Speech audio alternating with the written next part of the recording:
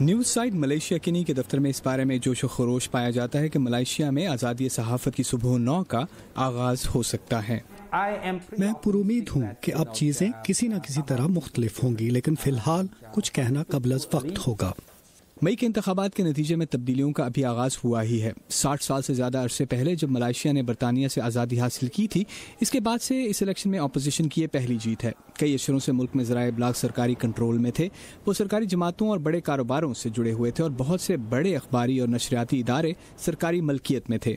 حکومت نے ملائیشیا کنی جیسے سرکاری احکامات پر نہ چلنے والے غیر جانبدار اداروں کے لیے حالات مشکل بنا رکھے تھے۔ اخبارات، رسالوں اور نشریاتی اداروں کے لیے لائسنس حاصل کرنا دشوار تھا۔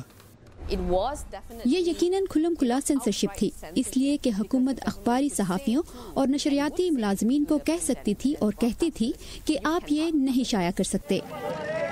مثال کے طور پر سابق وزیر اعظم نجیب رزاق کے خلاف بڑے پیمانے پر بدعنوانی کی خبروں کو ذرائع ابلاغ میں اکثر کم اہمیت دی جاتی تھی یا سرے سے اس کا ذکر ہی نہیں کیا جاتا تھا۔ اسی لیے بہت سے ووٹر ملائیشیا کنی جیسے متبادل ذرائع سے رجوع کرتے تھے۔ عام انتخابات سے پہلے لوگ عموماً بڑے ذرائع ابلاغ پر یقین نہیں کرتے تھے، وہ غیر جانبدارانہ خبروں کے لیے انٹرنیٹ پر متبادل میڈیا کی تلاش میں ہوتے تھے۔ نئی مخلوط حکومت نے اپنی انتخابی مہم کے دوران جو وعدے کیے تھے ان میں آزادی اظہار کا وعدہ بھی شامل تھا، لیکن یہ ابھی غیر واضح ہے کہ وہ اس کی پاسداری کس حد تک کریں گے۔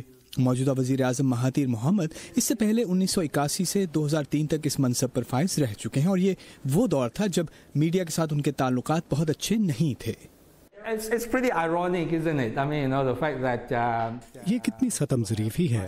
آپ کو پتا ہے اب آپ کے ایک ایسے وزیر اعظم ہیں جو اپنے پہلے دور میں بطور وزیر اعظم کبھی بھی میڈیا کے ہمدرد نہیں سمجھے جاتے تھے، بلکہ یقینی طور پر پریس کے دشمن تھے۔ اور حقیقت یہ ہے کہ الیکشن جیتنے اور دوبارہ وزیر اعظم بننے کے لیے انہیں آزاد اور غیر جانبدار میڈیا سے مدد ملی۔ ملائیشیا کنی کا ماننا ہے کہ نئی حکومت کے دور میں بھی اتنی ہی مشکلات ہوں گی جتنی پہلے تھیں، اور یہ کہ ملائیشیا میں پریس کے لیے کسی قسم کا ماحول بنے گا، وہ ایسی کہانی ہے جو فی الوقت بیان نہیں کی جا سکتی۔ ڈیو گرونا بام کی رپورٹ کے ساتھ امان اظہر، اردو VOA۔